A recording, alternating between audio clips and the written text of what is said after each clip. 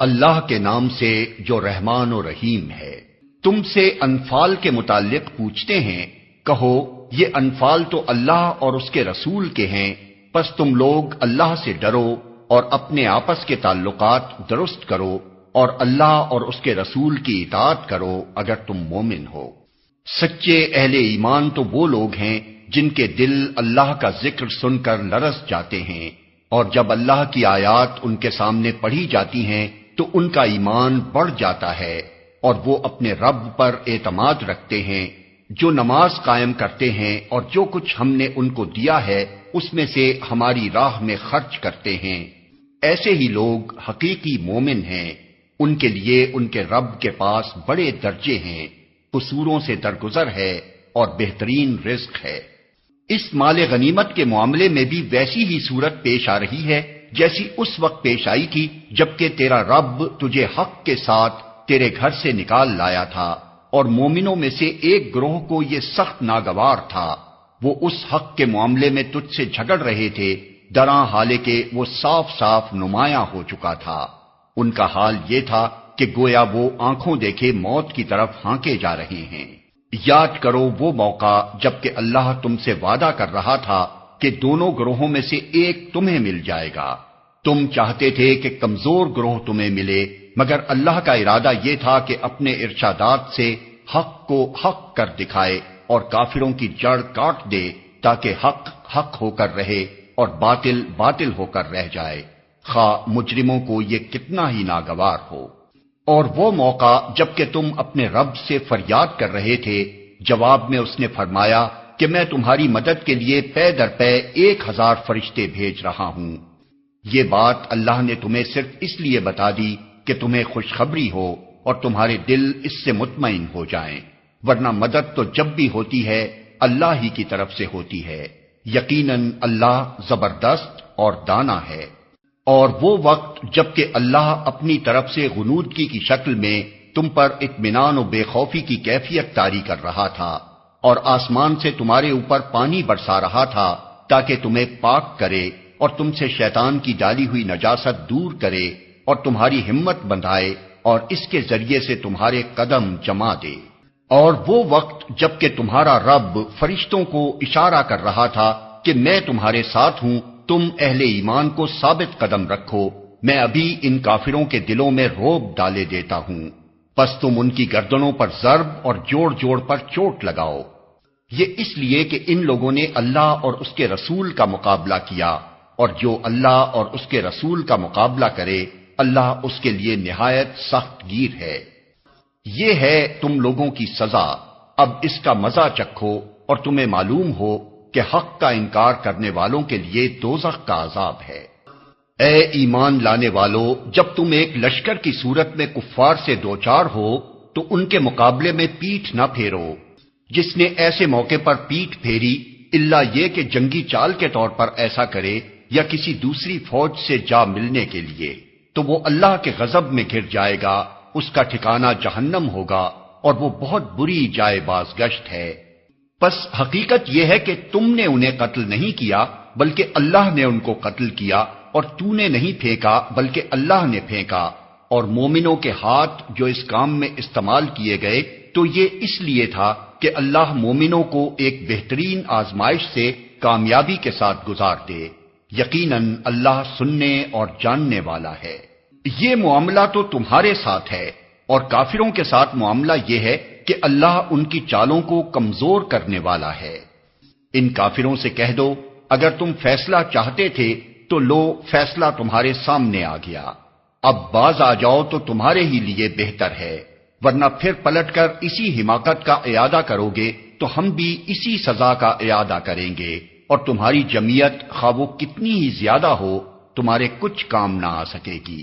اللہ مومنوں کے ساتھ ہے۔ اے ایمان لانے والو، اللہ اور اس کے رسول کی اطاعت کرو اور حکم سننے کے بعد اس سے سرتابی نہ کرو۔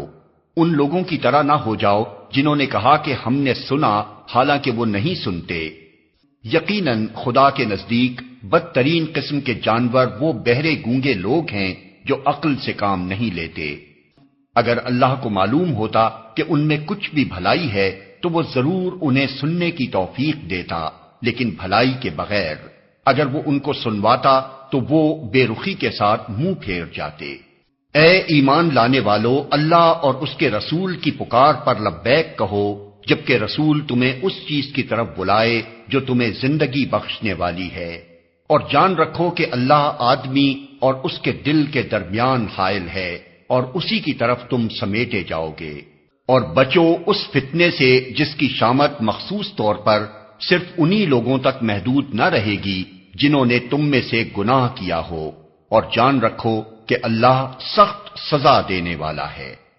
یاد کرو وہ وقت جب کہ تم تھوڑے تھے، زمین میں تم کو بے زور سمجھا جاتا تھا، تم ڈرتے رہتے تھے کہ کہیں لوگ تمہیں مٹا نہ دیں، پھر اللہ نے تم کو جائے پناہ مہیا کر دی، اپنی مدد سے تمہارے ہاتھ مضبوط کیے اور تمہیں اچھا رزق پہنچایا، شاید کہ تم شکر گزار بنو۔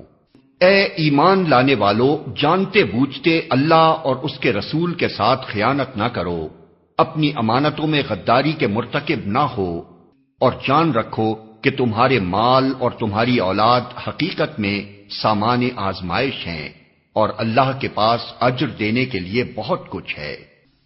اے ایمان لانے والو، اگر تم خدا ترسی اختیار کرو گے تو اللہ تمہارے لیے کسوٹی بہم پہنچا دے گا، اور تمہاری برائیوں کو تم سے دور کرے گا، اور تمہارے قصور معاف کرے گا۔ اللہ بڑا فضل فرمانے والا ہے۔ وہ وقت بھی یاد کرنے کے قابل ہے جب کہ منکرین حق تیرے خلاف تدبیریں سوچ رہے تھے کہ تجھے قید کر دیں یا قتل کر ڈالیں یا جلا وطن کر دیں۔ وہ اپنی چالیں چل رہے تھے اور اللہ اپنی چال چل رہا تھا، اور اللہ سب سے بہتر چال چلنے والا ہے۔ جب ان کو ہماری آیات سنائی جاتی تھیں تو کہتے تھے کہ ہاں سن لیا ہم نے، ہم چاہیں تو ایسی ہی باتیں ہم بھی بنا سکتے ہیں، یہ تو وہی پرانی کہانیاں ہیں جو پہلے سے لوگ کہتے چلے آ رہے ہیں۔ اور وہ بات بھی یاد ہے جو انہوں نے کہی تھی کہ خدایا اگر یہ واقعی حق ہے اور تیری طرف سے ہے تو ہم پر آسمان سے پتھر برسا دے یا کوئی دردناک عذاب ہم پر لے آ۔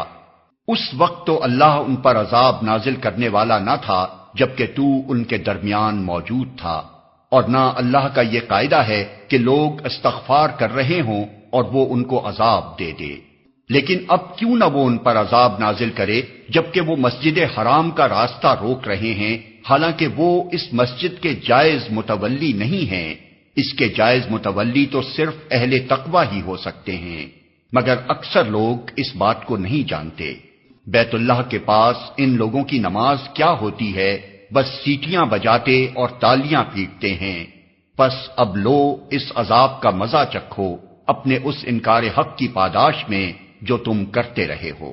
جن لوگوں نے حق کو ماننے سے انکار کیا ہے وہ اپنے مال خدا کے راستے سے روکنے کے لیے صرف کر رہے ہیں اور ابھی اور خرچ کرتے رہیں گے، مگر آخر کار یہی کوششیں ان کے لیے پچھتاوے کا سبب بنیں گی، پھر وہ مغلوب ہوں گے، پھر یہ کافر جہنم کی طرف گھیر لائے جائیں گے تاکہ اللہ گندگی کو پاکیزگی سے چھانٹ کر الگ کرے اور ہر قسم کی گندگی کو ملا کر اکٹھا کرے، پھر اس پلندے کو جہنم میں جھونک دے۔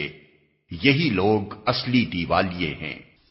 اے نبی، ان کافروں سے کہو اگر اب بھی باز آ جائیں تو جو کچھ پہلے ہو چکا ہے اس سے درگزر کر لیا جائے گا، لیکن اگر یہ اسی پچھلی روش کا اعادہ کریں گے تو گزشتہ قوموں کے ساتھ جو کچھ ہو چکا ہے وہ سب کو معلوم ہے۔ اے ایمان لانے والو، ان کافروں سے جنگ کرو یہاں تک کہ فتنہ باقی نہ رہے اور دین پورا کا پورا اللہ کے لیے ہو جائے۔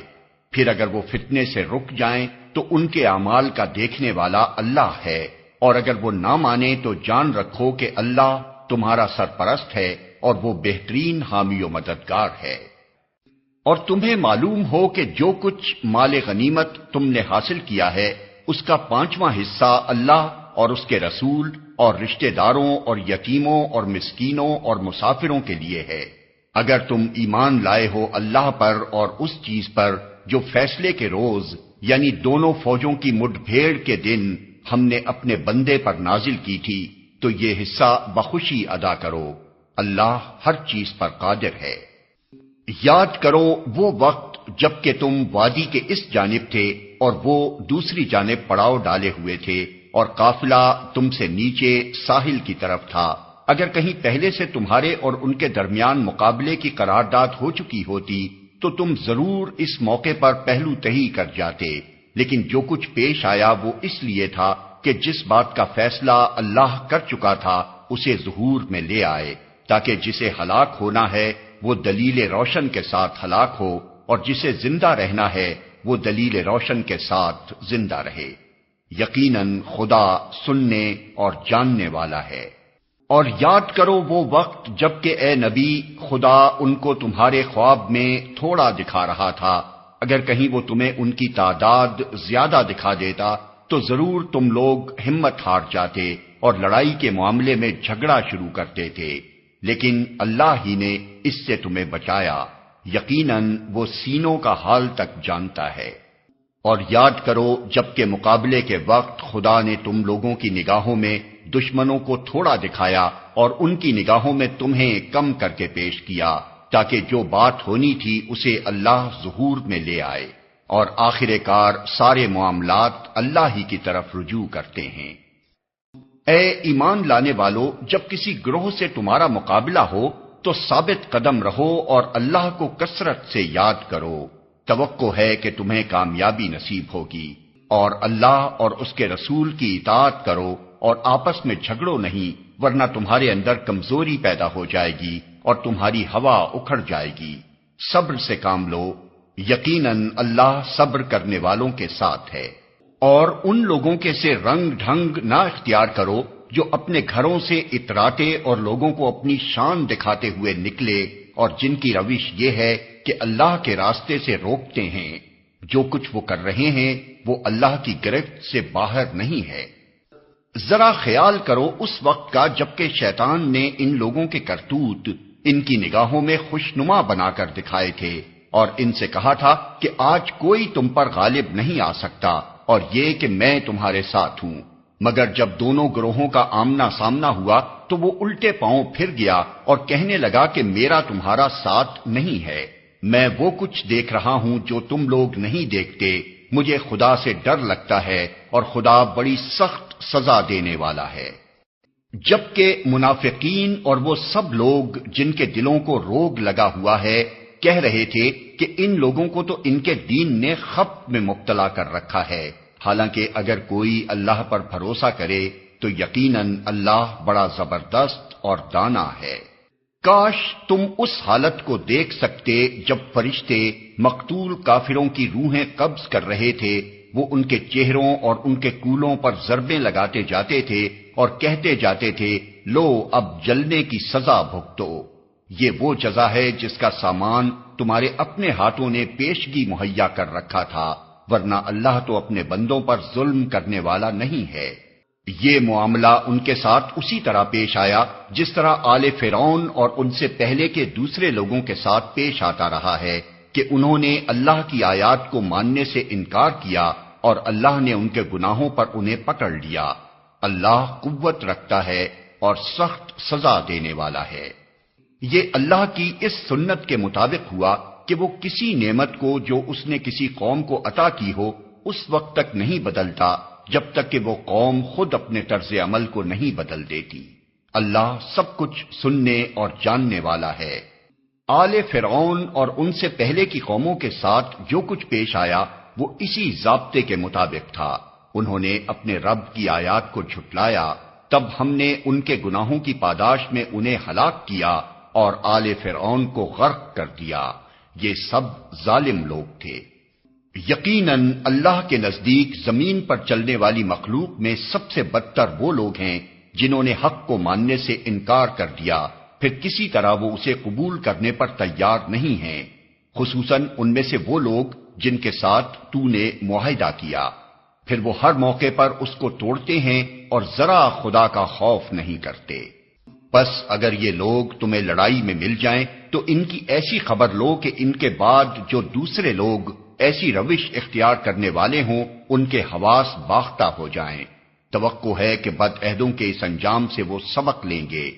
اور اگر کبھی تمہیں کسی قوم سے خیانت کا اندیشہ ہو تو اس کے معاہدے کو علانیہ اس کے آگے پھینک دو، یقیناً اللہ خائنوں کو پسند نہیں کرتا۔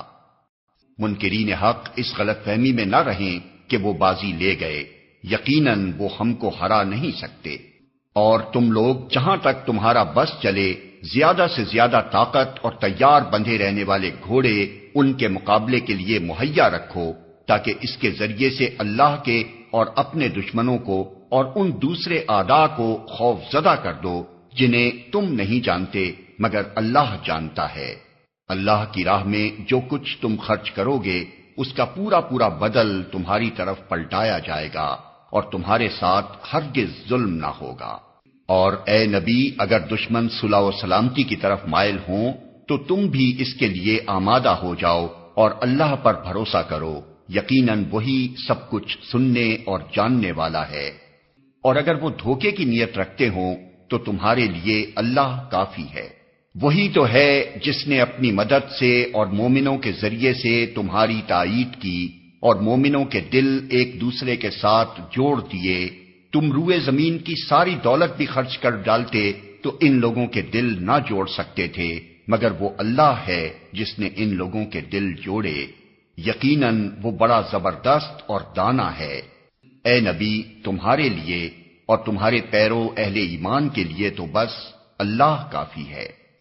اے نبی، مومنوں کو جنگ پر ابھارو، اگر تم میں سے 20 آدمی صابر ہوں تو وہ 200 پر غالب آئیں گے، اور اگر 100 آدمی ایسے ہوں تو منکرین حق میں سے 1000 آدمیوں پر بھاری رہیں گے، کیونکہ وہ ایسے لوگ ہیں جو سمجھ نہیں رکھتے۔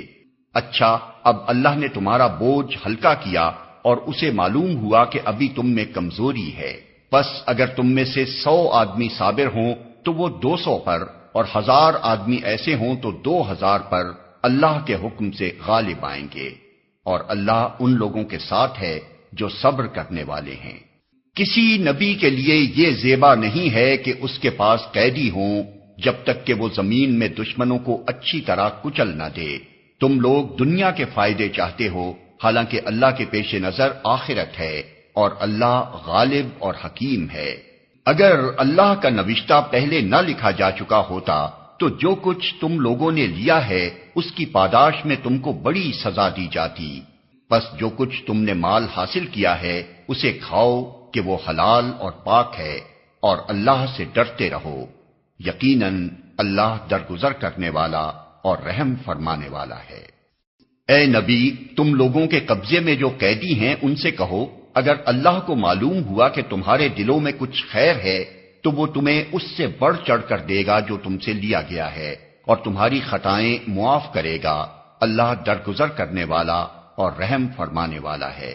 لیکن اگر وہ تیرے ساتھ خیانت کا ارادہ رکھتے ہیں تو اس سے پہلے وہ اللہ کے ساتھ خیانت کر چکے ہیں، چنانچہ اسی کی سزا اللہ نے انہیں دی کہ وہ تیرے قابو میں آ گئے۔ اللہ سب کچھ جانتا ہے اور حکیم ہے۔